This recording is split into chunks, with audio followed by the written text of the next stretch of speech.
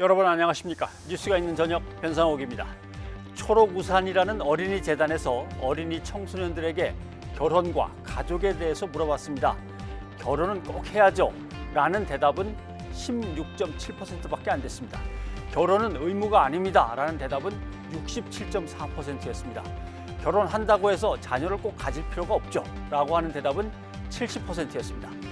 저출산 고령화 대책을 15년 동안이나 펼쳤는데 교육 현장의 아이들에겐 결혼과 출산이 전혀 긍정적으로 받아들여지지 않는다는 게 놀랍습니다. 또 어른들이 아이들에게 어떤 모습을 보여왔고 어떤 걸 가르쳤나라고 반성할 필요도 있어 보입니다. 뉴스가 있는 저녁 오늘 준비한 내용을 안기령 앵커가 소개합니다. 전해주시죠. 오늘의 주요 소식 정리해드립니다. 국내 첫 코로나19 백신인 아스트라제네카 제품이 경기 이천 물류센터로 무사히 옮겨졌습니다. 백신 접종은 전국 요양병원 입소자와 종사자를 시작으로 모레 오전 9시부터 이루어집니다. 백신 접종과 관련된 주의사항, 대한예방의학회 코로나19 대책위원장인 김호란 국립암센터 교수 연결해 알아보겠습니다. 4차 재난지원금 지급과 관련해 여당인 민주당은 대상을 넓히고 기준을 더 세분화해 최대 600만 원까지 액수를 올리는 방안을 검토하고 있습니다. 전체 규모는 3차 지원금의 2배인 20조 원 안팎이 될 것으로 보입니다. 프로배구 학교폭력 파문에 이어 축구 국가대표 출신인 기성용 선수가 과거 후배에게 성폭력을 가했다는 폭로가 나왔습니다.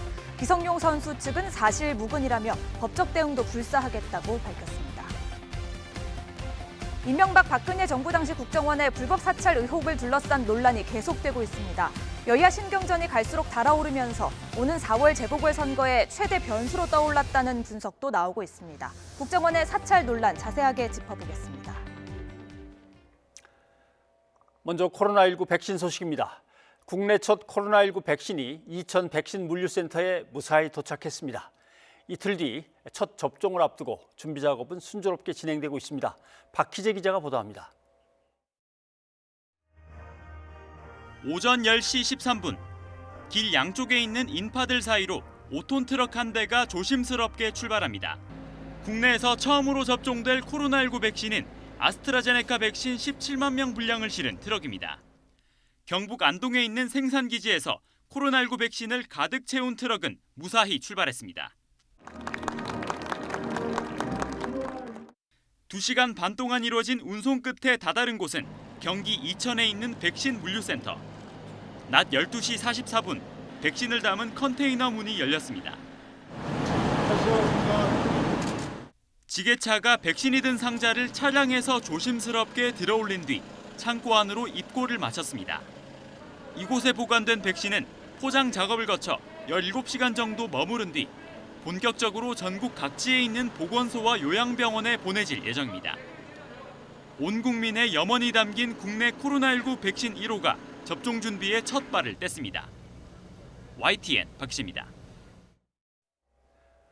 아스트라제네카 백신은 경북 안동 공장에서부터 경기도 이천에 있는 물류센터까지 삼엄한 경비 속에 옮겨졌습니다. 군 경찰 차량과 함께한 첫 수송 행렬, 정현우 기자가 전해드리겠습니다. 백신이 생산되는 경북 안동 SK 바이오사이언스 공장. 경찰들이 폴리스 라인을 치고 공장 부지를 둘러쌌습니다. 군 병력도 군견까지 동원해 공장 안팎을 순찰합니다. 삼엄한 경계 속 모습을 드러낸 백신 수송 차량. 선두의 순찰차를 앞세우고 천천히 이동하기 시작합니다. 경찰 오토바이 4대와 기동대 버스, 군사경찰과 경찰특공대를 포함한 군경 40여 명이 동참한 호송 행렬. 경찰의 교통통제에 힘입어 한 번도 멈추지 않은 운송 차량은 경기도 이천 물류센터까지 184km를 2시간여 만인 낮 12시 반쯤 도착했습니다. 모의훈련을 수차례에 걸쳐서 실시를 했기 때문에 특이하게 어려운 점은 없었습니다. 백신 수송 근무에 참여하게 돼서 되게 감개무량합니다. 보건소로 가기 전 백신을 나눠 포장하는 물류센터도 경비가 삼엄하긴 마찬가지. 차량이 도착하자마자 군 관계자들이 운송에 문제가 없었는지 확인합니다. 결박 상태 이상 없으시죠? 예, 이상 없습니다. 네, 이제 결박 해제하시면 되겠습니다. 앞으로 경찰은 이천 물류센터 등 주요 시설에 전담부대를 배치해 2시간 간격으로 순찰합니다. 방역당국은 닷새 동안 경찰과 군 당국의 협조를 받아 78만 5천 명분 백신 수송을 마무리할 계획입니다. YTN 정현우입니다. 오늘 물류센터로 이송된 백신은 내일부터 닷새 동안 요양병원과 요양시설 등으로 옮겨집니다. 모레 오전 9시 역사적인 첫 접종이 시작됩니다. 이동우 기자입니다. 경기도 이천의 물류센터로 옮겨진 아스트라제네카 백신은 콜드체인 전용 물류 창고에서 전국으로 배송하기 위해 재분류와 포장 작업을 거칩니다. 이어 내일부터 전국의 보건소와 요양병원 등 1,900여 곳으로 운송됩니다. 모레 오전 9시부터는 역사적인 백신 첫 접종이 시작됩니다. 전국의 요양병원과 요양시설, 재활시설 등의 65세 미만 입소자와 종사자가 이 백신의 접종 대상이며 이들 가운데 93.6%가 접종 의사를 밝혔습니다. 백신을 맞기 전에는 반드시 의사의 예진을 받아야 합니다. 예진을 받으실 때는 약품, 화장품, 음식 그리고 다른 종류의 백신 접종에 대해서 알레르기 병력이 있는지를 반드시 예진표에 자세히 기록하고 또 예진 의사에게도 설명을 드려야 됩니다. 아나필락시스와 같은 심한 알레르기 반응이 있으면 접종을 받아서는 안 됩니다. 코로나19 감염이 의심되거나 체온이 37.5도 이상이 되면 접종을 연기해야 합니다. 예방접종 뒤에도 주의가 필요합니다. 예방접종 후 이상 반응 발생 및 조치를 위해서 모든 접종 완료자는 예방접종 후에 15분 내지 30분은 접종 기간에 머물러 이상 반응 발생 여부를 관찰하고 귀가 후에도 3시간 이상 주의 깊게 관찰하고 접종 부위는 항상 청결을 유지해야 합니다. 당국은 이번에 도입되는 백신의 접종을 3월 안에 마무리한다는 계획입니다. YTN 이동우입니다. 서울시의 백신 접종 계획도 발표됐습니다.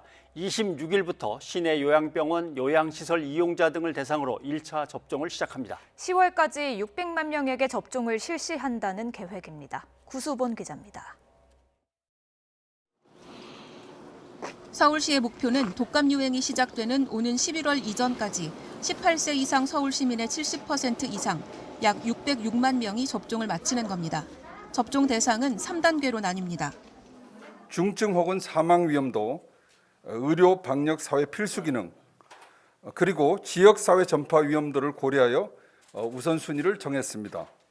오는 26일부터 3월까지 시행되는 1단계 접종은 전체 대상자의 1.6%, 9만 6천 명이 대상입니다. 시내 요양병원 요양시설에 만 65세 미만 입소자와 종사자가 먼저 맞고 이후엔 고위험 의료기관 종사자와 코로나19 대응 요원들이 접종합니다. 2차 접종은 전체의 30.5%인 185만 명이 대상입니다. 65세 이상 어르신과 노인 재가복지시설 이용자, 장애인, 노숙인 시설 입소자, 종사자 등이 포함됩니다. 마지막 3단계 접종은 전체의 67.8%인 411만 명이 대상입니다. 50에서 64세 성인과 만성질환자, 군인, 경찰, 소방, 교육, 보육시설 종사자부터 그 외 시민까지 순차적으로 접종 대상이 확대됩니다. 접종 방법도 3가지로 나뉩니다. 서울시는 다음 달 성동구를 시작으로 올해 상반기 안에 자치구별로 한 곳 이상씩 지역 접종센터 29곳을 설치합니다. 집 근처에서 백신을 맞을 수 있도록 위탁 의료기관 3,500곳도 확보할 방침입니다. 요양병원, 요양시설은 소속 의사가 자체 접종하거나 방문 접종팀이 직접 찾아갑니다. 접종 이후 이상 반응 사례에 대비해 시와 자치구, 보건당국 사이 한라인을 운영하고 접종 사흘 후엔 문자 알림을 통해 이상 반응 여부를 확인합니다. 서울시는 백신 접종 계획이 차질 없이 이루어지기 위해선 시민의 신뢰와 협조가 절대적이라고 강조했습니다. 접종자는 접종 후 접종을 증명하는 증명서에 대해서는 저희들이 발급해 드릴 예정입니다. 적극적으로 접종에 대한 정보를 공개하고 투명한 접종을 진행을 해서 접종 불안감을 해소해 나가도록 하겠습니다. 또 백신에 대한 기대감이 방심으로 이어져선 안 된다며 개인 생활 방역을 이전보다 더 철저히 해달라고 당부했습니다. YTN 구수본입니다. 새학기 개학을 앞두고 교육계에서는 교사가 코로나19 백신 우선 접종 대상자에 포함돼야 한다는 목소리가 나오고 있습니다. 조희연 서울시 교육감은 오늘 YTN에 출연해 학교 방역을 위해 교사들의 백신 접종이 4월부터 가능하도록 2단계 백신 계획에 포함해 달라고 정부에 거듭 요청했습니다. 들어보시죠.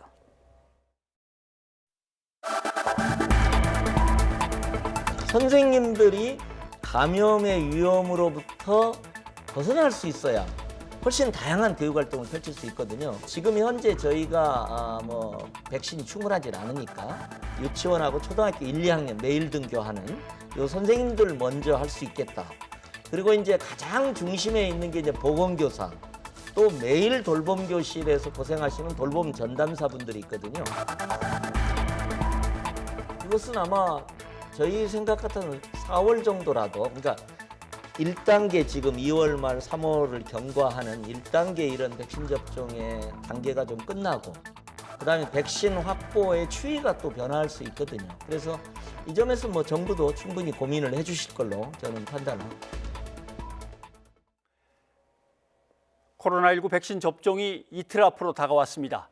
백신을 접종하는 전후 주의할 점은 무엇인지 대한예방의학회 코로나19 대책위원장인 김호란 국립암센터 교수를 연결해 들어보도록 하겠습니다. 교수님 나와 계시죠? 안녕하십니까? 예, 안녕하세요. 네, 물류센터에 도착한 아스트라제네카 백신은 이제 내일 전국 각지의 보건소와 요양병원에 운송이 됩니다. 운송 과정을 지켜보셨을 텐데 이대로라면 차질 없이 26일 시작이 될 걸로 보이십니까? 예, 그렇습니다. 보통 백신 운송을 중개하지는 않는데 확실히 중요한 이정표이기는 한 것 같습니다. 상당히 신중하고 조심스럽지만 잘 준비된 모습으로 운송이 이루어진 것으로 보였고요. 여러 가지 상황에 대한 준비를 하였으니 접종은 순조롭게 진행될 것으로 생각됩니다. 네, 그동안 1호 접종자가 누가 될 건지에 대해서 굉장히 관심들을 많이 가지고 있었습니다만은 특별한 사람이 됩니까? 아니면 요양병원 입원, 입소, 종사자 이 중에서 그냥 순서대로 맞는 겁니까? 글쎄요, 아직 저도 잘 모르겠는데요. 예. 우리나라 1호 접종이라는 상징성은 있겠지만 이미 많은 나라에서 접종이 진행되어 2억 명 이상 접종을 받은 상태입니다. 따라서 예. 누가 접종을 받더라도 우선순위에 있는 분이라면 되지 않을까 싶습니다. 네. 서울에 누가 정해졌다고 그러면은 다른 지역에서는 그 사람 할 때까지 시간이 돼도 기다려야 되는 건지 각 지역에서 알아서 그런 하면 건 되지 아닌 않을까 것 싶습니다. 네. 그런 건 아닌 것 같습니다. 네, 알겠습니다. 백신 접종을 앞두고 걱정거리는 의료법 개정안에 대한 반발로 의사협회가 총파업을 거론했습니다. 그러자 또 한의사협회는 우리가 할 수 있다라고 또 성명도 나오고, 정치권에서는 또 간호사에게 그럼 또 백신 주사를 놓을 수 있도록 하자, 이런 얘기도 나왔는데 이런 것들이 적절한 대안이 될 수 있습니까? 사실 의사협회 집행부에서 그런 이야기를 했지만 실제 대다수의 의사들은 거기에 동의하지 않을 것으로 생각합니다. 예. 우리나라에서 백신 접종은 그동안 의사의 예진과 간호사의 접종으로 이루어져 왔는데 이번 코로나 백신 접종에서 그동안 잘 해왔던 시스템을 바꿔야 할 정도로 지금 큰 문제가 생겼다고는 보고 있지 않습니다. 네.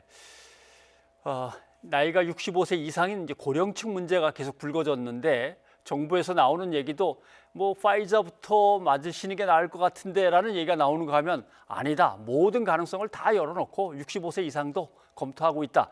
이제 이렇게 얘기가 자꾸 좀 엇갈리는 듯하게 나옵니다.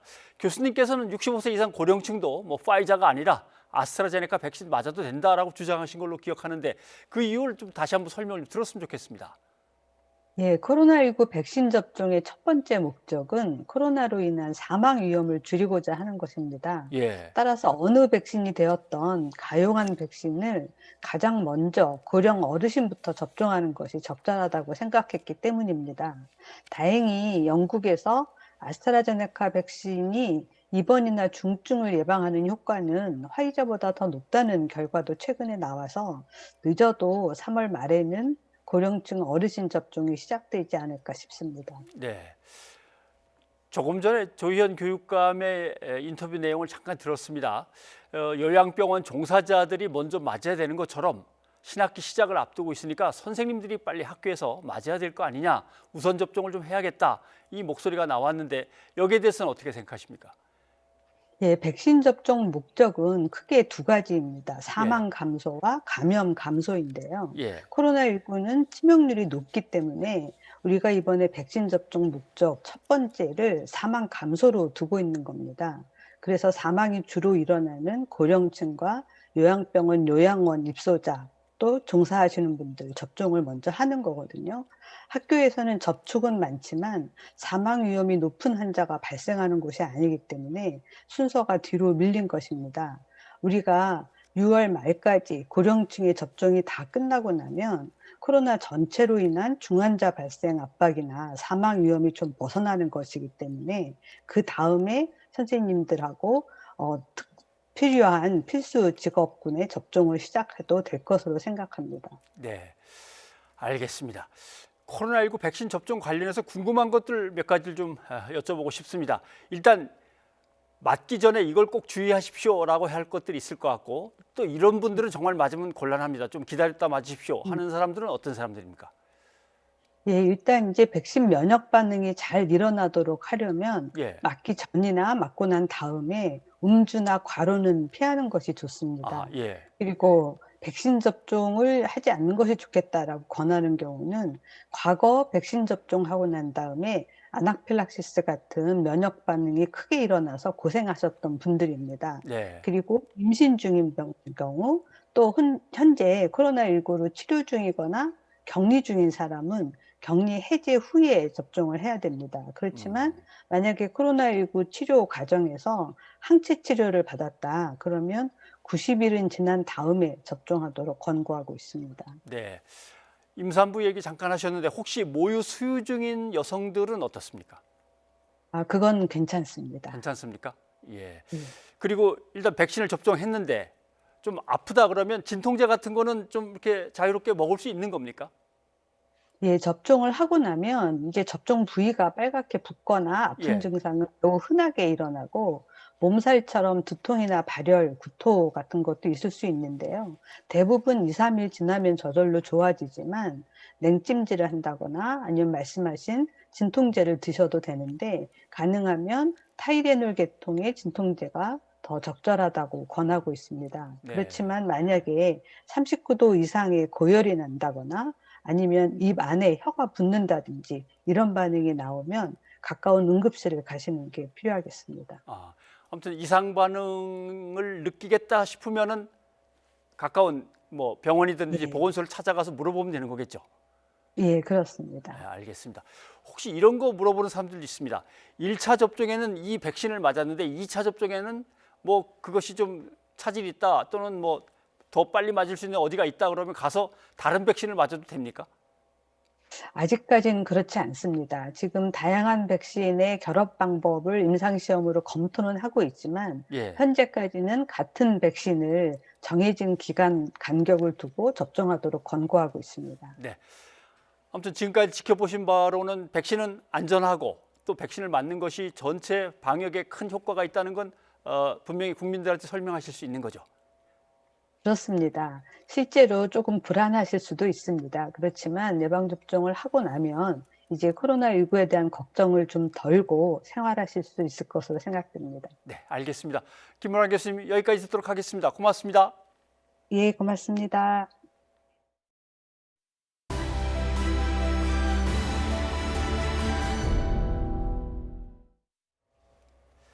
네. 평일이 되고 검사량이 늘면서 코로나19 신규 확진자가 다시 400명대로 늘어났습니다. 정부는 거리두기 조정안을 모레 발표할 예정입니다. 김도원 기자입니다. 코로나19 하루 신규 확진자 수가 사흘 만에 다시 400명대로 늘어났습니다. 국내 발생이 417명으로 어제보다 118명 늘어났습니다. 최근 일주일간 하루 평균 427명이 발생한 셈으로 지난주보다 줄긴 했지만 여전히 거리두기 2.5단계에 해당하는 수치입니다. 수도권이 70%로 대부분이지만 광주 콜센터, 경북 의성군 가족 모임 등 각지에서 산발적 집단 감염이 이어지고 있습니다. 감염 경로를 알 수 없는 사례도 여전히 20%로 웃돌고 거리두기 완화의 영향으로 감염 규모가 다시 확산될 가능성도 배제할 수 없습니다. 최근 추이를 보면 검사 건수에 따라 주말에는 확진자 수가 줄고 평일에는 늘어나는 모습입니다. 방역당국은 환자 감소 추세를 유지해야 거리두기 단계 상향을 피할 수 있다며 방역 수칙을 지켜달라고 강조했습니다. 마스크 착용을 했음에도 불구하고 감염되는 경우 손을 통한 감염 전파가 원인일 수가 있습니다. 씻지 않은 손으로 마스크를 만지거나 고쳐 쓰면서 코로나19에 감염될 수 있습니다. 수도권 2단계, 비수도권 1.5단계인 지금의 거리두기 조치는 오는 28일 종료됩니다. 확진자 발생 상황만 보면 안심할 수 없지만 거리두기 장기화에 따른 소상공인 등의 경제적 피해가 막심해 정부의 고민은 깊어지고 있습니다. 정부는 최근의 감염 추세를 좀 더 분석한 뒤 다음 주부터 시행할 거리두기 방안을 모레 발표할 계획입니다. YTN 김도원입니다. 광주 콜센터에서 코로나19 확진 환자가 무더기로 나왔습니다. 이 콜센터가 여러 곳 입주해 있는 건물에서 확진자가 나와 추가 감염 우려가 커지고 있습니다. 김범환 기자입니다. 무더기 확진 환자가 나온 건물입니다. 보험회사 콜센터가 있는 4층이 즉시 폐쇄됐습니다. 입주해 있는 금융기관도 문을 닫았습니다. 지하 5층, 지상 15층의 이 건물에서 일하는 근로자만 1,500여 명에 이릅니다. 지표 환자를 시작으로 사흘 사이에 수십 명이 코로나19 양성 판정을 받았습니다. 직장 동료를 중심으로 가족과 접촉자 등입니다. 방역당국은 입주인은 모두가 검사를 받으라고 행정명령을 내렸습니다. 해당 콜센터에 대해서는 방역수칙 위반 여부를 조사하여 위반이 확인된 경우 고발 등 엄정 조치를 하겠습니다. 접촉자로 분류된 자가 격리자만 200여 명에 가깝습니다. 방역당국은 건물 구내식당을 외부인도 많이 이용하는 것으로 조사됨에 따라 방문객은 검사를 받으라고 문자를 보냈습니다. YTN 김범환입니다. 스포츠계 학교 폭력 파문이 확산하고 있습니다. 이번에는 축구 스타 기성용 선수가 과거 후배에게 성폭력을 가했다는 폭로가 나왔는데요. 기성용 선수 측은 사실 무근이라고 밝혔습니다. 서봉국 기자입니다. 축구 선수 출신인 C씨와 D씨는 전남의 한 초등학교에서 축구부 생활을 하던 지난 2000년 선배인 A, B씨로부터 성폭력을 당했다고 폭로했습니다. 실명을 밝히지 않은 A는 기성용이었고 변호사 측은 B씨도 프로까지 경험한 선수 출신이라고 밝혔습니다. 또 공소시효가 지나 형사 책임을 묻기 어려운 만큼 가해자들의 진정성 있는 사과를 원한다고 덧붙였습니다. 기성용의 소속팀 FC 서울과 에이전트 측은 선수와 확인 결과 사실 무근이라며 법적 대응도 불사하겠다는 입장입니다. 본인은 전혀 그런 사실이 없다. 면밀하게 한번 체크는 해봐야 될 필요성은 있을 것 같고 그렇습니다. 대구에서 시작된 학교 폭력 이슈가 사적 안가품으로 악용될 수 있다는 우려 속에도 종목별 확대 조짐을 보이면서 정부도 직접 나섰습니다. 학교 폭력 이력을 공유해 관련 경력이 있는 선수는 대학, 프로, 대표팀에서 뽑지 않기로 했고 스포츠윤리센터 3, 4월 집중 신고 기간을 운영하는 한편 제재 지침도 마련하기로 했습니다. 폭력을 저지르고도 승승장구하는 사례가 없도록 하겠습니다. 성적 지상주의를 유발하는 평가 시스템을 개선하고 인권이 보장되는 훈련 환경을 만들겠습니다. 체육 특기자의 실적 평가는 팀 성적이 아닌 개인별 평가로 바뀌고 모든 종목 경기가 주말에만 이루어질 수 있는 주말 리그제도 시행합니다. 하지만 선수 징계 이력 등의 통합 공유 관리는 과거에도 개인 정보 보호 위반이나 인권 침해 소지가 적지 않았던 부분인 만큼 실효성은 여전히 의문입니다. YTN 서봉국입니다. 이처럼 기성용 선수가 초등학생 시절 축구부 후배에게 성폭력을 행사했다는 주장이 나와 파문이 일고 있죠. 기 선수가 사실이 아니라고 강력 반발하는 가운데 문체부는 서둘러 학교 운동부에 폭력 근절 대책을 내놓았는데요. 이번 논란이 불거지면서 SNS에는 10여 년 전 또 다른 사건이 소환됐습니다. 지난 2004년 10월 프로축구 전남 드래곤즈의 중학생 유소년 팀에서 발생했던 성폭력 의혹 사건인데요. 이 사건은 한 달 뒤 일부 언론 보도를 통해 알려졌습니다.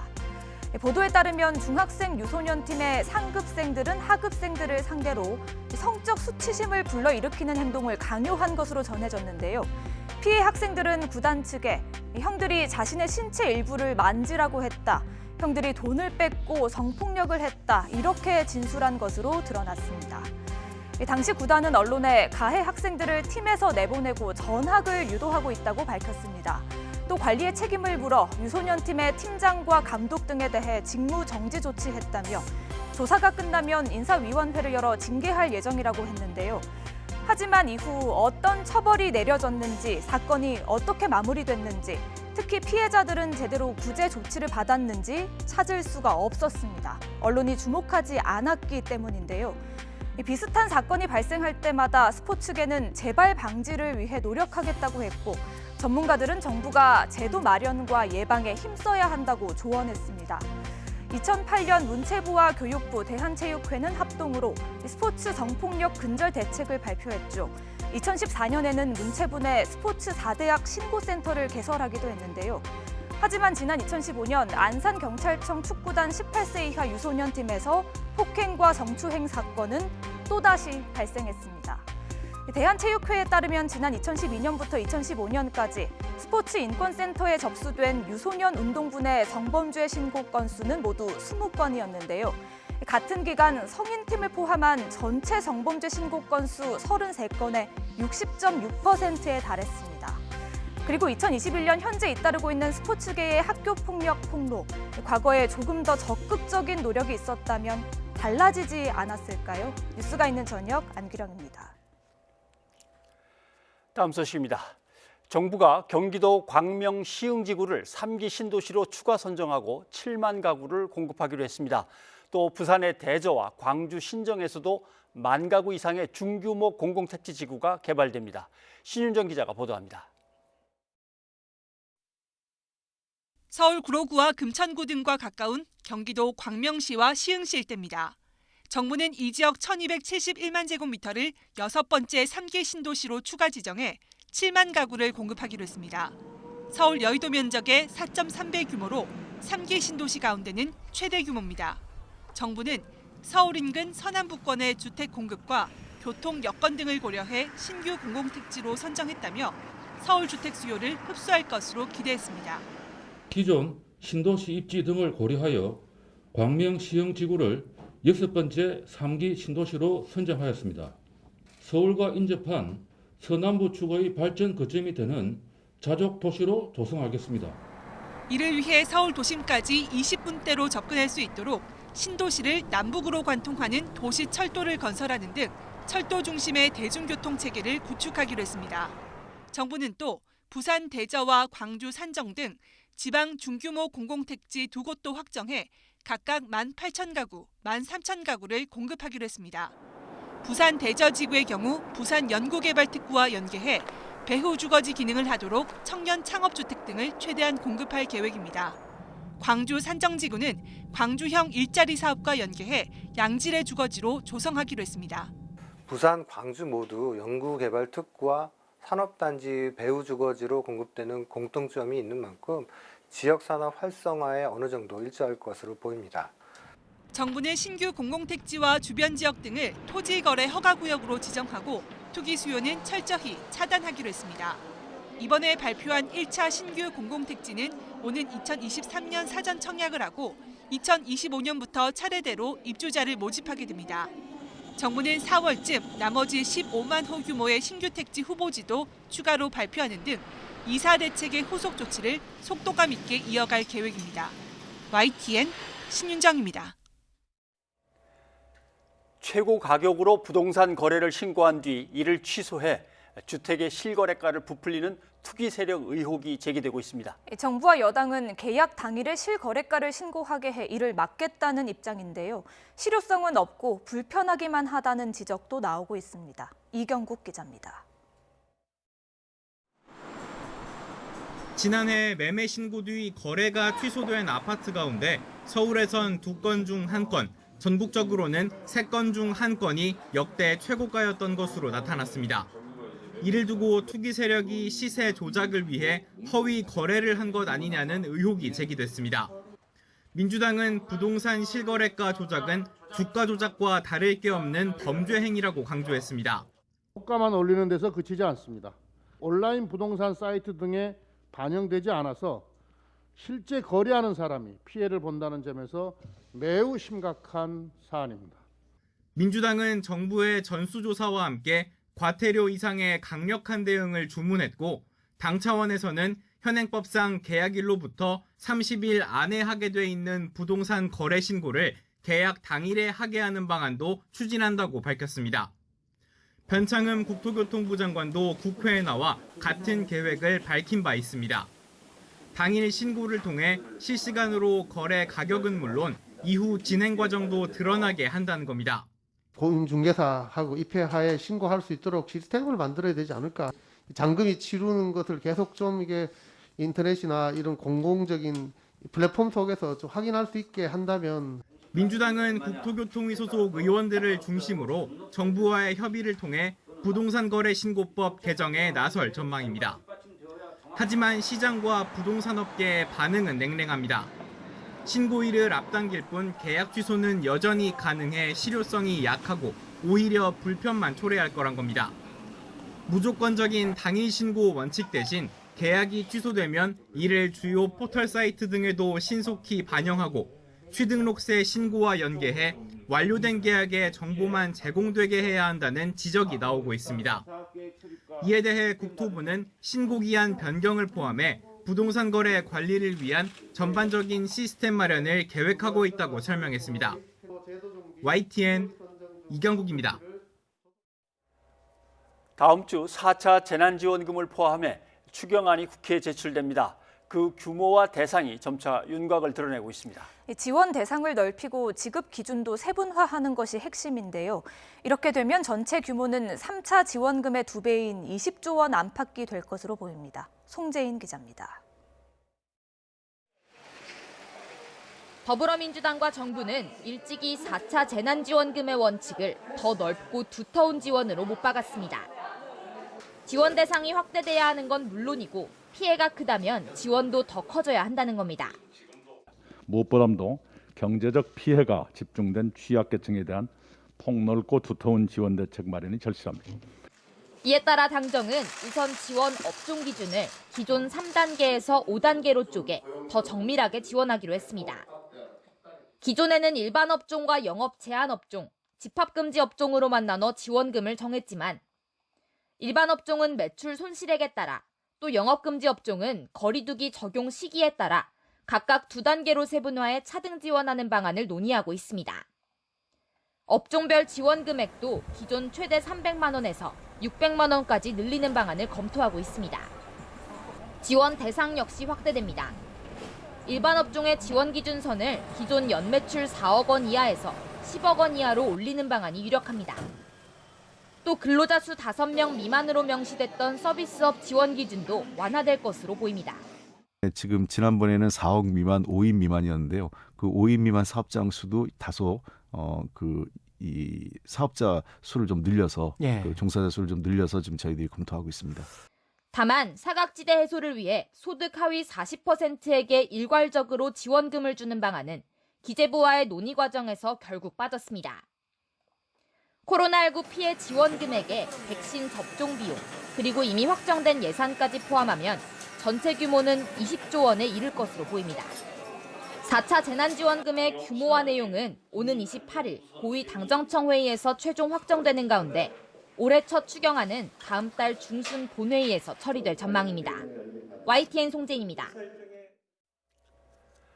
모레 임시국회에서 부산 가덕도 신공항 특별법이 처리됩니다. 국토교통부가 사실상 반대 의사를 표명했습니다. 신공항 건설에만 28조 6천억 원이 드는 데다 여러 측면에서 문제가 있다는 내용의 보고서를 국회에 제출한 것으로 확인됐습니다. 부장원 기자입니다. 국토교통부가 국회에 제출한 국토부 가덕공항 보고란 제목의 대외비 문건입니다. 16쪽 분량의 보고서에서 국토부는 부산 가덕도 신공항 추진의 문제점을 조목조목 짚었습니다. 먼저 신공항의 안정성과 관련해 국토부는 진해 비행장과 공역이 겹치고 김해공항 관제 업무가 복잡해져 안전사고 위험성이 크게 증가하는 등 당초 신공항 건설 목적과 배치된다고 우려했습니다.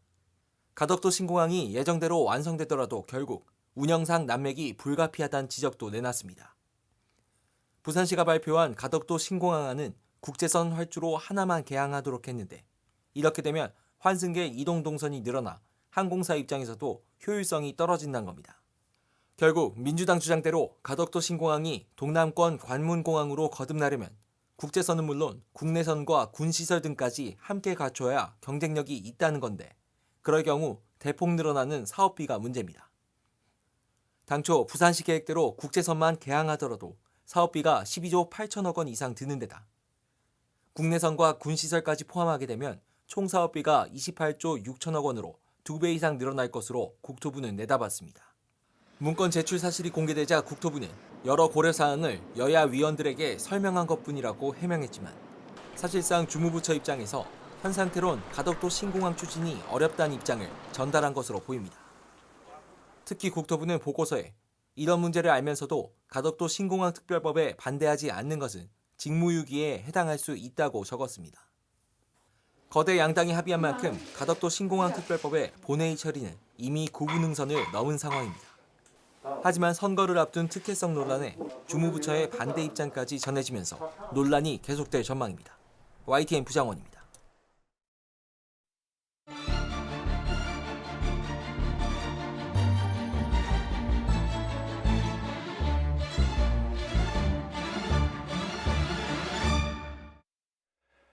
이명박 박근혜 정부 당시 국정원의 불법 사찰 의혹을 둘러싼 논란이 계속되고 있습니다. 여야의 신경전이 갈수록 달아오르면서 오는 4월 재보궐선거의 최대 변수로 떠올랐다는 분석도 나옵니다. 최영일 평론가와 함께 내용을 좀 살펴보도록 하겠습니다. 어서 오십시오. 안녕하세요. 네.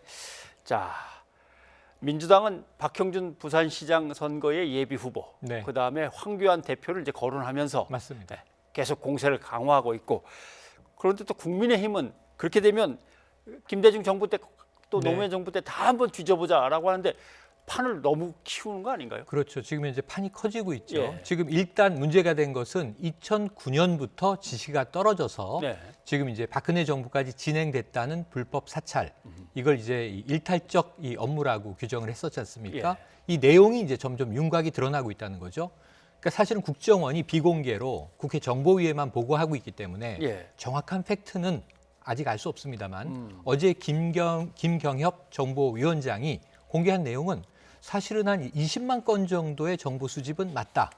그런데 이게 개인당 한 10건 정도를 평균으로 잡으면 가정입니다. 한 2만 명 정도가 사찰 대상이 아니었겠느냐. 이거 굉장히 좀 충격적인 얘기죠. 그 양이 방대합니다. 그래서 이제 그 정도가 어느 정도인지 궁금증을 자아내는데 이 문제부터 이제 짚어보자는 거죠. 근데 이제 MB 정부 당시에 청와대에 있었던 홍보기획관 정무수석 역할을 했던 박형준 현 부산시장 예비 후보요. 책임론이 이제 여당에서 나오는 거고요. 야당은 말씀하신 대로 이명박 박근혜 정부만 그랬겠느냐. 정권이 다 마찬가지 아니었겠느냐. 그럼 노무현 참여정부, 김대중 국민의 정부도 혹시 이런 일이 있었는지 함께 들여다봐야 형평성이 맞다. 근데 문제는 이제 양쪽 다 이것을 검증하기 위해서는 특별법이 필요하게 되거든요. 그 여야가 합의로 어떤 내용의 특별법에 이제 이 어떤 성과가 이루어질 것인지는 지금 완전히 동상이몽이기 때문에 일단은 좀 미지수로 보여집니다. 하태경 의원 얘기 같은 경우 뭐 국민의힘에서 논의해서 같이 나온 얘기겠습니다만은 제일 악질적인 것부터 차례대로 하자. 리스트를 만들어서. 그러면 어느 게 제일 악질적인 거를 확인하려면 전부 다 열어봐야 확인할 수 있는데 그러면 또 엄청나게 늦어지는 거죠. 늦어지기도 하고 드러나기도 하고 이게 약간 저인망식 조사 이런 식이 될 가능성이 있는 게 열어보면서 새로운 게 나오면 문제가 터지는 거예요. 최근에 월성원전 1호기를 수사하다가 파일이 삭제됐다. 그걸 뒤져보니까 북한원전 지원 계획이 나왔다. 그래서 불똥이 엉뚱한 대로 튀지 않았습니까? 그런 일이 이제 막 다발적으로 벌어질 가능성이 크니까 어찌 보면 이제 이 야당 입장에서는 일을 막 키워서 여야 다 똑같이 이런 일이 있었다라는 결과가 나오면 제일 좋은 것이고요. 무승부로 비기는 거니까. 지금 이제 오늘도 이 여당 쪽에서는 이야기가 나왔습니다만 적어도 참여정부와 국정원 발로 나온 소식이 참여정부와 국민의 정부에서는 사찰 없었다 하는 이야기인데 공교로운 대목이 또 있죠. 왜냐하면 김대중 정부 당시 2005년인데 임동원 국정원장과 신건 국정원장이 사실은 유죄 판결을 받습니다. 당시에 도감청을 포함해서 사찰 혐의로요. 근데 이때 또 유명한 얘기가 나옵니다. 임동원 당시 국정원장은 자, 정보는 보고받았지만 첩보는 보고받지 않았다. 종합적인 정보를 정책 정보로 바꿔서 우리는 보고하는 일이지 사실 국정원장은 나그네다. 그러면 실권은 누구한테 있느냐? 차장에게 있다. 이런 얘기를 또 하기도 했어요. 근데 사실은 이게 법정에서 국정원장이 직접 지시한 건 아닌 것으로 판단하면서 이 형이 경감됐습니다. 그러니까 어찌 보면 그 이전 정부부터 있어왔던 사찰을 막지 못했다라는 이제 죄가 있는 것으로 보여져요. 여기에 대해서도 여야 간의 시각도 다르고 논란이 많습니다. 뭐 국민의힘 입장에서는 뭔가 정쟁으로 삼을 만한 거리들은 얼마든지 나올 수 있는 그렇습니다. 거겠죠. 그 과정에서. 예. 그런데 국정원을 컨트롤하는 건 이제 청와대입니다. 맞습니다. 근데 지금 문제는 국회 정보위원회 여야와 국정원 사이에서 벌어지고 있으니까 청와대가 여기에 개입을 해야 되는 건지 뭐라고 입장 표명을 해야 되는 건지 좀 애매한 좀 처지에 놓여 있는 것 같습니다. 난감한 상황이죠. 그래서 이제 청와대 이제 비서실장 유영민 비서실장은 지금 현재 상황에 대한 야당의 질문을 받습니다. 지금도 그럼 이제 이런 정보를 청와대가 보고받는 거 아니냐? 왜냐하면 이명박 정부 때, 박근혜 정부 때 심지어는 이제 당시에 황교안 국무총리까지 보고를 받았다고 하는데 지금은 받지 않느냐? 현재 청와대는 사실은 국정원장 독대를 이번 정부에서 없앴거든요. 그리고 이번 정부에서 국정원의 국내 파트를 없애고 국정원법이 개정됐죠. 이번 정부에 들어와서는 기무사도 해체를 했습니다. 그러니까 과거의 사찰의 온상이었던 기관들은 다 이 변혁되거나 아니면 없어졌거든요. 그런 측면에서 이제 유영민 비서실장은 굉장히 자신 있게 얘기를 했는데 독대도 없거니와 보고받지 않는다. 그리고 일절 그러한 개입이나 관여는 없다. 이렇게 이제 이야기를 했어요. 그런데 문제는 이제 야당이 그것을 믿어주느냐 아니냐 하는 것도 정치적인 이 상황이기 때문에 논란은 계속 여야 간의 공방은 커질 것 같습니다. 여당이 민주당은 TF 꾸리자라고 하는 거 보니까 맞습니다. 선거도 앞두고 있는데 한번 세게 판을 좀 키워보자라고 하는 것 같습니다만 TF가 꾸려지겠습니까? 이게 선거 때문은 아닌데 타이밍이 좀 공교롭긴 해요. 지난해부터 이게 법정 판결이 나오기 시작했습니다. 그렇죠. 사실은 불법 사찰의 대상자였던 사람이 법적 청구를 한 문제에 대해서 법원이 공개해라. 근데 문제는 지금 현재 국정원은 사찰을 당했던 당사자에게 개별 자료를 공개하겠다는 입장이에요. 그런데 이게 모이면은 결국 언론에서 또 추정이 들어가기 때문에 지금 시기상으로 보면 정보 공개에 한 20일 내외가 소요됩니다. 과거에 이동통신 자료 공개할 때도 그랬거든요. 근데 그렇게 되면 3월 중순쯤에 딱 선거 운동 자료가 터지기 때문에 여기에 혹여라도 뭐 박형준 이 후보의 당시 청와대 개입 관련 이제 근거가 나온다든가 혹은 사찰의 내용이 국민들이 다소 충격을 받을 정도로 심각한 수준이라든가 하게 되면 아직은 예단할 수는 없지만 4.7 재보선에 좀 영향을 미칠 수 있는 변수로 급부상할 가능성도 여진이 있습니다. 일단 불법 사찰 의혹 문제에 대해서는 국민의힘이 아무래도 좀 불리한 처지에 놓여 있는데 나름대로 오늘 국회 운영위원회에서 열린 거는 이제 신현수 민정수석에 대한 겁니다. 이거는 또 이제 국민의힘 쪽에서 뭔가 공격을 계속 하는 거니까 어떤 공방이 벌어졌는지 잠깐 듣고 오죠. 앞으로 그러면 신수도 거치는 어떻게 되는 건가요? 한시적으로 지금 하는 건가요? 아니면은 저도 굉장히 많은 사의를 만류했고 대통령께서도 굉장히 만류를 했습니다. 법무와 검찰 사이에서 어떤 조종자, 조율자의 역할을 하기에는 굉장히 힘들어졌다고 판단했고 그 괴로움이 있었습니다. 그 신현수 씨가 가지고 있는 굉장히 올곧다 그러나요. 굉장히 살아온 것도 보면은 뭐 그런 것도 영향이 있었지 않나 생각을 합니다. 수차례 사퇴 의사를 표시하고 사표도 제출하고 아직도 그 뜻을 굽히지 않고 있다면 어떻게 그게 일단락된 것이겠습니까? 펜딩 상태지. 대표님 조만간에 아마 결론을 내리겠습니다. 그만큼 곤혹스럽다는 말씀을 제가 좀 그러면 저는 근데 그냥 개괄적으로 이해하기는 휴가를 냈는데 일단 거기서 나온 얘기가 모든 것은 대통령께 맡기겠다라고 했으니까 대통령은 뭐 와서 근무해라라고 하면 끝나는 걸로 생각했는데 사표가 수리될 수도 있고 애매한 얘기가 나왔습니다. 맞습니다. 묘하게. 그러니까 지금 현재 사표는 정확하게는 반려된 것이 아니라 보류 상태에 있다. 보류 상태. 대통령이 조만간 결정할 것이다. 근데 결정은 이 반려일 수 있죠. 계속 일하시오일 수 있고요. 혹은 조금 안정적인 질서 있는 퇴장을 준비해서 후임자에 대한 충분한 준비가 된다면 교체가 발표될 가능성도 있다라는 것을 내포하고 있는 의미입니다. 그래서 좀 오늘 언론이 이거 좀 이상하다. 완전히 진화된 것은 아니지 않느냐 이런 이제 관측 보도들이 나온 거예요. 그런데 사실은 이제 이전의 사례를 보면 홍남기 경제부총리가요. 국회에 와서 나 사표 냈습니다 하고 얘기한 적이 있었죠. 그래서 그때 하면 굉장히 시끄러웠는데 대통령은 경제부총리는 잘하고 있다. 계속 일해달라. 그때도 만류해서 대통령의 뜻에 맡기겠습니다 하고 지금 홍부총리는 계속 일을 하고 있죠. 네. 이처럼 어찌 보면 이제 민정수석 입장에서는 그게 어떤 이유든 사의를 2차례 이상 표한 건 사실이고 예. 대통령은 만류를 했어요. 그러고 이제 월요일에 출근을 해서 모든 거취는 인사권자에게 일임합니다. 그럼 일하시라면 전 계속 하겠습니다. 이런 입장이고 그날 오후에 검찰 중간 간부 발표가 나옵니다. 그런데 여기에는 신현수 수석이 정상적인 역할을 했다는 거죠. 그렇게 보면 이제 정상화된 것으로 봐도 무방하고요.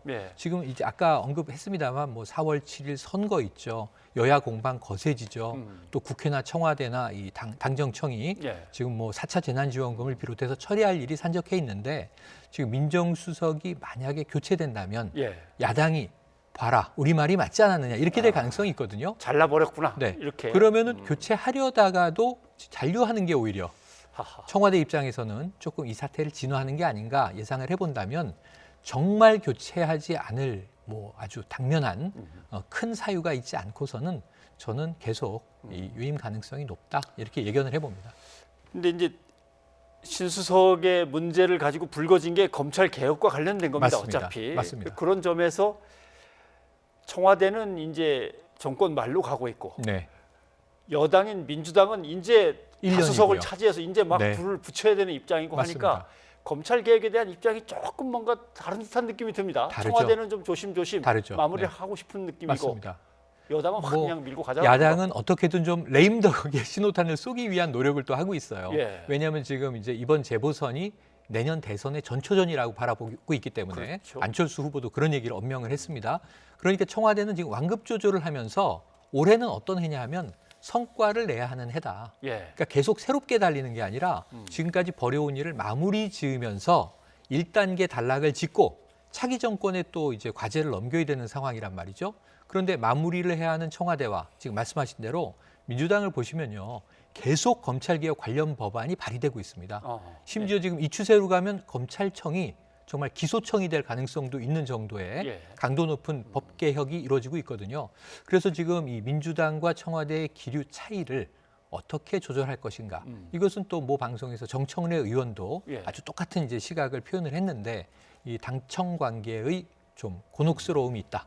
그런데 문제는 결국 조율하지 않으면 파열음이 나오게 되기 때문에 이번에 민정수석 사태처럼 저는 어떤 방식이든 이 박범계 장관 그리고 지금 당 지도부 그리고 청와대 민정 라인에서 조율해내서 절충안을 낼 수밖에 없다. 내게 될 것이다. 이렇게 예상해 봅니다. 뭐 그런 약간의 미묘한 차이들에 대해서 뭐 당 지도부가 또 컨트롤을 해야겠죠. 그런데 딱 한 가지 이제 추미애 전 장관은 지금까지의 허송세월한 60여 년의 역사를 이제 매듭짓게 돼 있는데 멈춰서는 안 된다는 이야기를 했기 때문에 추미애 전 장관은 본인은 1년 동안 개혁을 직진해온 거 아니에요? 이거 여기서 머뭇거리면 안 된다는 메시지인데 어떻게 반영될지도 함께 봐야 할 것 같습니다. 네, 알겠습니다. 오늘 여기까지 듣도록 하겠습니다. 최평론가님 고맙습니다. 고맙습니다.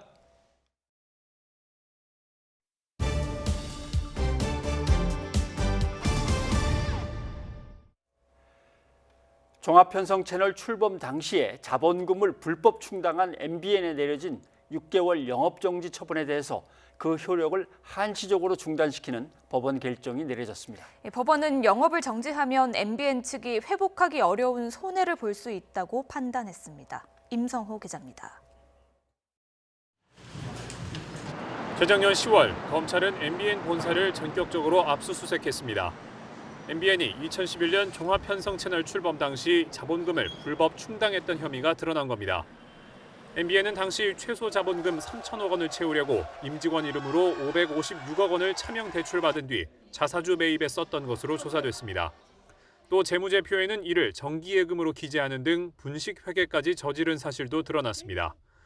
검찰은 자본시장법 위반 등의 혐의로 MBN 법인과 경영진을 재판에 넘겼습니다. 지난해 7월 1심 재판부는 이들의 유죄를 인정해 MBN 경영진들에게 징역형의 집행유예를, MBN 법인에는 벌금 2억 원을 각각 선고했습니다. 법원의 유죄 판결이 나자 방통위는 MBN에 대해 6개월 업무정지 처분을 의결했습니다.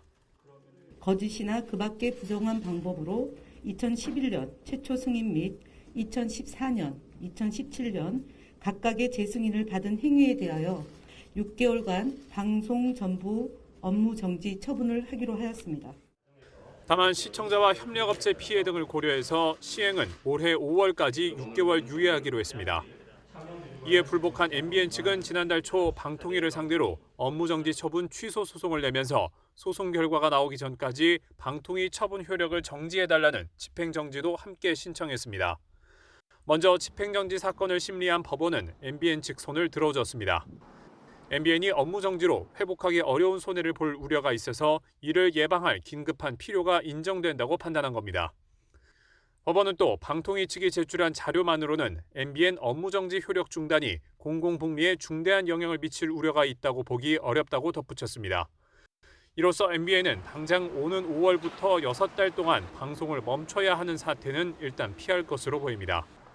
MBN은 법원 결정을 환영한다고 밝혔고 방통위는 법무부와 협의해 항고 여부를 검토하겠다고 설명했습니다. 이번 집행정지 효력은 MBN 영업정지 처분 취소 소송 1심 판결이 나올 때까지 한시적으로 유지됩니다. 자본금 불법 충당은 인정하지만 업무정지는 과하다는 MBN 측과 MBN 출범의 위법성이 해소되지 않았다는 방통위 측의 법정 공방이 앞으로도 치열할 전망입니다. YTN 임성호입니다. 국토부가 현대차의 코나 전기차 화재에 대해서 배터리 문제가 의심된다고 발표했습니다. 우선 현대차는 다음 달 말 배터리를 모두 교체하는 자발적인 리콜에 들어가기로 했습니다. 조용성 기자입니다. 현대차의 코나 전기차 화재는 알려진 것만 모두 15건. 넉 달째 조사를 이어간 국토부는 배터리 내부 합선으로 화재가 발생할 가능성이 있다고 밝혔습니다. 인위적으로 배터리에 불을 낸 실험 영상이 앞서 코나 전기차 화재 모습과 비슷하고 지난해 3월부터 업데이트한 배터리 시스템에 로직 오류가 확인됐다는 점을 들었습니다.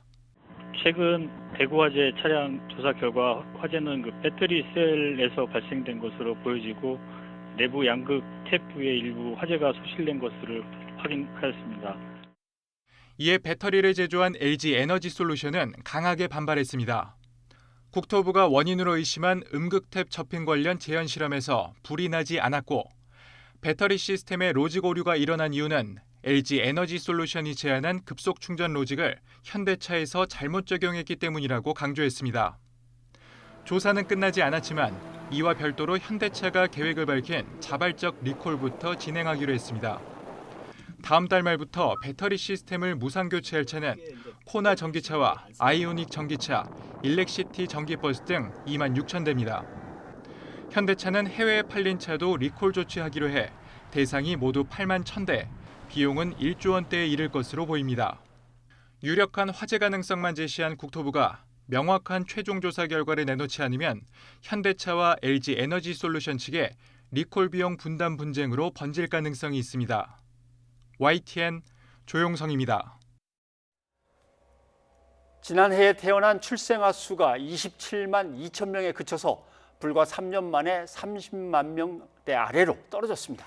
코로나의 영향으로 혼인 건수 감소율도 사상 최고를 기록해 저출산 고령화에 따른 인구 감소는 한층 가속화될 것으로 보입니다. 보도에 오인석 기자입니다. 급격한 저출산은 지난해 출생아 수를 20만 명대로 끌어내렸습니다. 지난해 태어난 신생아는 27만 2,400명에 그쳤습니다. 2000년 64만 명이던 한 해 출생아 수는 2002년 이후 15년 동안 40만 명대를 유지하다 2017년 30만 명대로 떨어졌고 불과 3년 만에 20만 명대로 하락했습니다.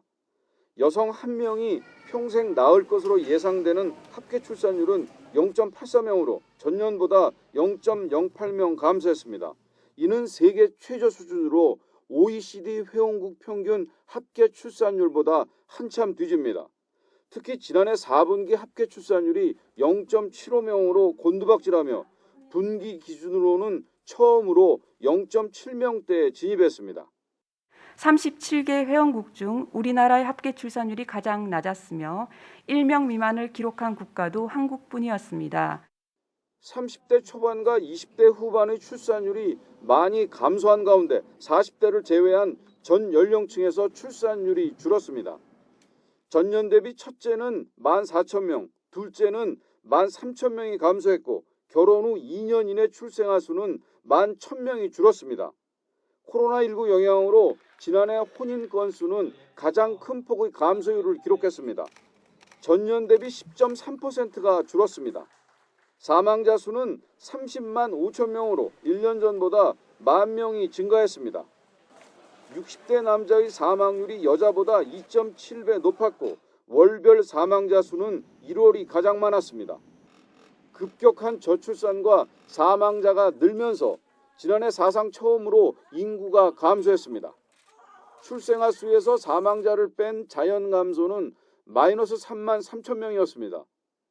기록적인 저출산의 코로나19 영향으로 혼인 감소까지 겹치며 저출산과 인구 고령화에 따른 인구 절벽 현상이 올해는 더욱 가속화될 것으로 우려됩니다. YTN 오인석입니다. 네, 오인석 기자의 리포트를 조금 더 들여다보도록 하겠습니다. 첫째는 늦게 낳고 둘째는 아예 안 낳고 그것을 나타내는 지표가 바로 합계 출산율입니다. 네, 합계 출산율이 어떻게 변해왔는지 한번 살펴보도록 하겠습니다. 50년 전이죠. 4.5명에서 쭉 내려와서 5분의 1로 현재 줄어 있습니다. 태어난 아기가 이러다 보니까 사망자보다도 적어서 드디어 인구의 자연 감소가 이제 2020년부터 시작된 겁니다. 한번 보십시오. 데드크로스라고 그러죠. 사망자가 출생자보다 많아서 역전되는 겁니다. 27만, 30만 5천, 한 3만 3천 명 정도의 차이가 나고 있습니다. 그 다음 문제는 이 줄어드는 속도입니다. 속도를 한번 보겠습니다. 출생아 감소율을 보면은 이게 줄긴 줄더라도 계속 줄다 보면 감소율 자체는 작아져야 되는데 10%에서 계속 머물고 있습니다. 상당히 높은 겁니다. 그 다음에 아이를 낳을 부부도 감소하고 있는데 이것도 상당히 빠릅니다. 결혼 감소율이죠. 예, 이것도 거의 늘어서 10%에 지금 이르러 있는 상황입니다. 정말 우리가 여러 나라들 중에서 제일 꼴찌일까요? 이것도 한번 살펴보겠습니다. OECD의 주요국 37개국의 합계 출산율만 잠깐 살펴보면은 이스라엘의 3명, 우리는 지금 이건 2018년입니다만 0.98이었고 2020년에는 더 떨어져 있죠. 상당히 다른 나라보다 뒤져 있습니다. OECD 37개국 중에서는 여전히 꼴찌입니다. 자, 인구 감소로 발생하는 문제들을 살펴보겠습니다. 다 아시는 것들입니다만은 일하는 노동자들이 나이가 계속 많아지니까 어떤 창의적인 개발이나 혁신성에서 퇴조하게 돼 있습니다. 일본보다 우리가 노동자들의 나이가 더 먹어가는 속도가 2배가 넘습니다. 인구 감소에 따라서 소비가 위축되고 경기가 침체되는 건 당연하고요. 무슨 문제가 있나 보니까 결국은 일자리가 없는 거고요. 또 집 구하기가 어려운 거고 수도권에만 잔뜩 몰려 있는 거고 또 교육에서 너무 경쟁이 치열한 것, 이런 것들이 아이를 안 낳는 이유가 되죠. 그래서 대책을 마련했는데 뭐 어렵습니다. 한 15년 동안 305조 원이나 투입했는데도 나아지지 않습니다. 제일 중요한 거는 아이를 기르고 교육시키는 시스템을 개혁하면서 종합적인 대책을 마련해야 됩니다. 그리고 정 모자라면 이제 해외 이민을 받아야 되는데 가능한 한 미래 발전에 도움이 되는 사람들로 받아야 되죠. 그리고 그 사람들이 아이를 낳거나 기를 수 있도록 법적, 제도적으로 장치도 또 마련해야 됩니다. 변상욱의 앵커 리포트였습니다.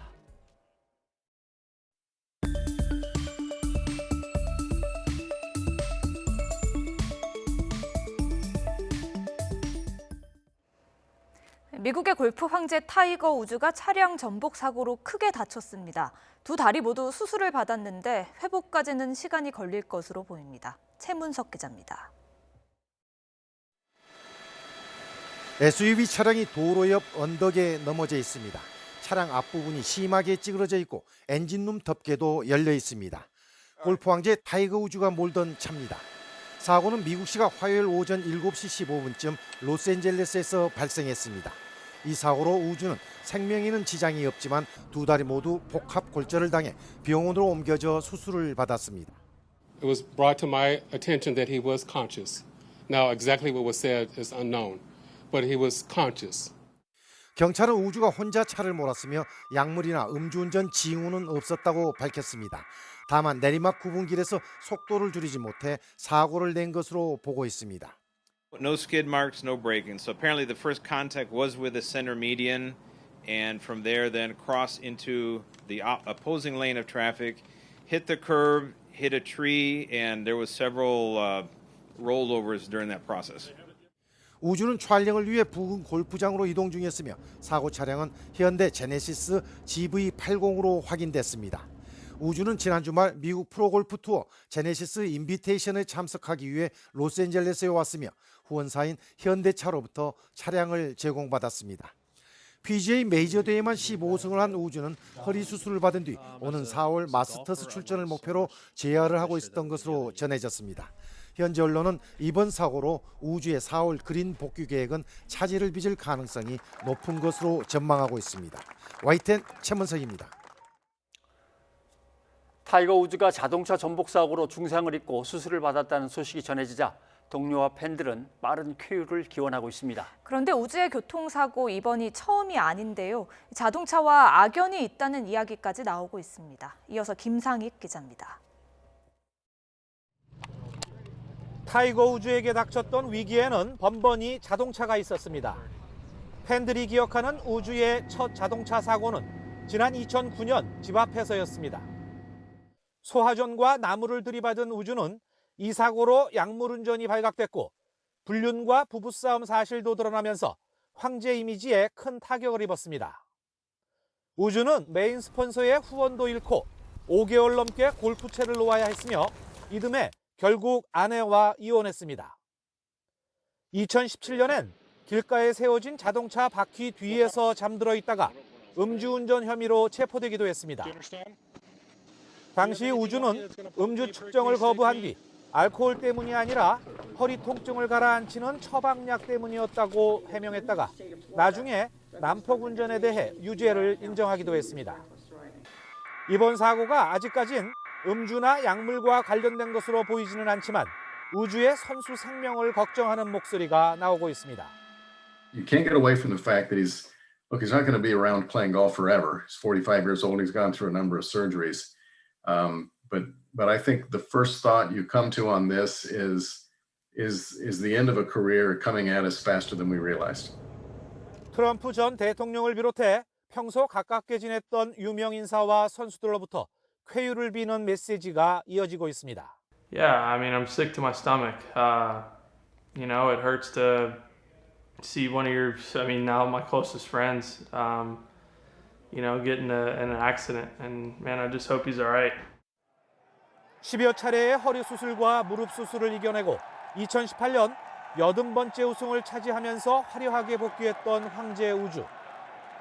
2019년엔 마스터스에서 15번째 메이저 타이틀을 거머쥐고 지난해엔 아들 찰리의 손을 잡고 골프 대회에 출전하는 등 더없이 행복한 나날을 보냈던 우주가 83승 최다승 기록 달성 눈앞에서 또다시 자동차 악재로 선수 생명이 위기에 처했습니다. YTN 김사익입니다. 아름다움이 아니다.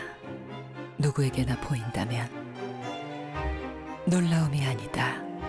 어디서나 만날 수 있다면 위대함이 아니다. 언제나 꿈꿀 수 있다면 오직 소수에게만 허락된 주거명품 파라곤. 당신은 파라곤입니까? Sure, I'm Paragon. 유러피안 주거명품 파라곤.